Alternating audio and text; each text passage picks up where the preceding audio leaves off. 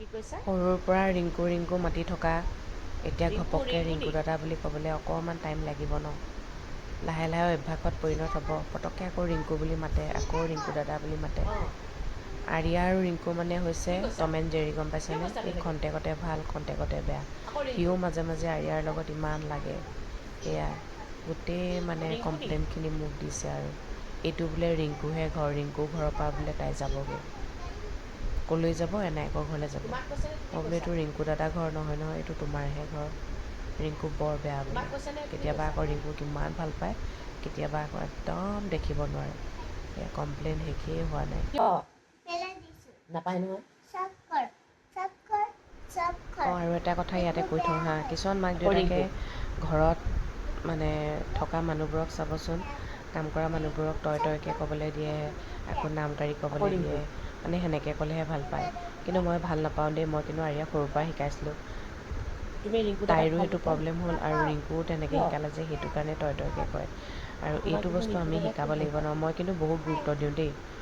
আৰিয়াক তোমাৰ কাক তই অ' নকয়, ধুনু কিন্তু ৰিংকুৰ বাদে ধুনু কাকো তই নকয় দেই। অ' ধুনু চবকে তুমি এনেকৈ কয় বুলি কয়, দেখোন। আনকি আমাৰ ঘৰৰ কুকুৰটোকো টবিকো তুমি বুলি কয়, গম পাইছেনে? সেইটো আমি মন কৰিব তুমি লাগিব ন, বৰ বেয়া। মাক দেউতাকে মন ৰিংকুৰ কৰিব ওচৰত লাগিব, থাকিলে ঘৰৰ মোৰ মানুহবোৰে ওচৰলৈ মন কৰিব নাহা, লাগিব। মোৰ ওচৰত থাকিলে ৰিংকুৰ ওচৰলৈ সকলোকে নোযোৱা, সন্মান দিব লাগিব, এইবুলি ক'ব নহয় নাপায় জানো? নহয়। সেইকাৰণে সেইটো ধ্যান দিব। আকৌ ৰিংকু বোলে।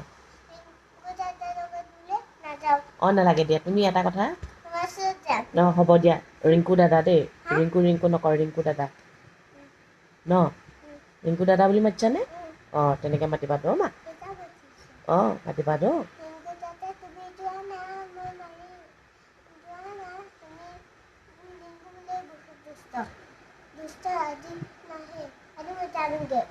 ক'লৈ?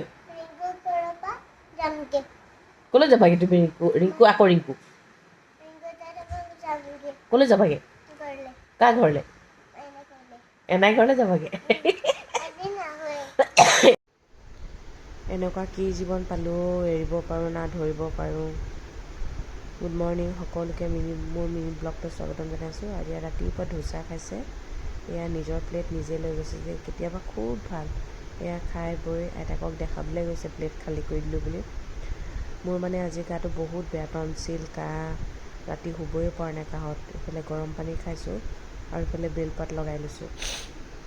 আৰু চাবচোন, গাটো বেয়া লাগিলে যে একো কৰিবলৈ মন নাযায়, তথাপিও শান্তি নাইকিয়া জীৱ যে। ভাল যুদ্ধক্ষেত্ৰ এখনত সোমালোঁ মানে, না জিকিব পাৰোঁ, না হাৰিব পাৰোঁ, না পলাব পাৰোঁ। যুদ্ধও শেষ হ'ব, আমিও শেষ হ'মগৈ আৰু ন। এইটোৱেই জীৱন। এয়া ছোৱালীয়েতো এইকেইদিন স্কুল যোৱাই নাই, ABCD কেইটাকে লিখিবলৈ দিছোঁ, এইফালে ধুনীয়াকৈ লিখিলে। গাটো পৰি আছোঁ যদিও আজি তাতে গৰমটো কেনেকুৱা দেখিছে নাই? বিচনাত পৰি আছোঁ যদিও কামবোৰ নকৰিলে আকৌ ভাল নালাগে নহয়। এইফালে বোলো ফেনখন অফ কৰি থৈ যাওঁ।